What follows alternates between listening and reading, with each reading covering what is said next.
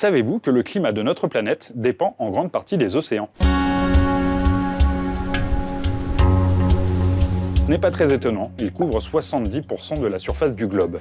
Bien sûr, l'atmosphère a son mot à dire, et en fait, tout dépend des échanges entre l'eau et l'air. Beaucoup l'ont oublié aujourd'hui, mais la Terre, elle est ronde. Et ça a une conséquence directe. Les pôles reçoivent bien moins d'énergie du Soleil que l'équateur.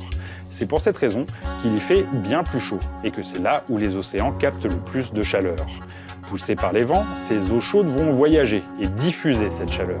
Quand elles arrivent au pôle, elles ont refroidi et coulent vers les profondeurs avant de faire le chemin inverse. C'est ce tapis roulant qui fait que les températures à la surface du globe sont grosso modo homogènes. Mais l'atmosphère et l'océan n'échangent pas que de la chaleur, ils échangent aussi des gaz. On ne va en évoquer qu'un seul, le CO2, le dioxyde de carbone.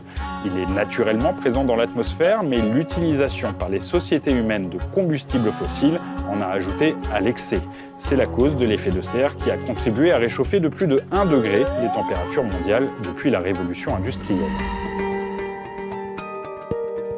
Mais sans l'océan, ce réchauffement aurait été bien plus prononcé. L'océan a absorbé plus de 90% de cette chaleur en trop. Il atténue également l'effet de serre en jouant un rôle de puits carbone. Il absorbe environ un quart de nos émissions de dioxyde de carbone. Sans lui, le réchauffement aurait été bien plus fort. Mais voilà, ce n'est pas sans conséquence sur l'océan lui-même. Un océan plus chaud, c'est un océan qui s'évapore plus facilement, amenant plus d'humidité dans l'atmosphère, ce qui entraîne des événements météorologiques extrêmes plus fréquents et plus violents. Un océan avec plus de CO2, c'est aussi un océan plus acide, avec de lourdes conséquences sur la biodiversité.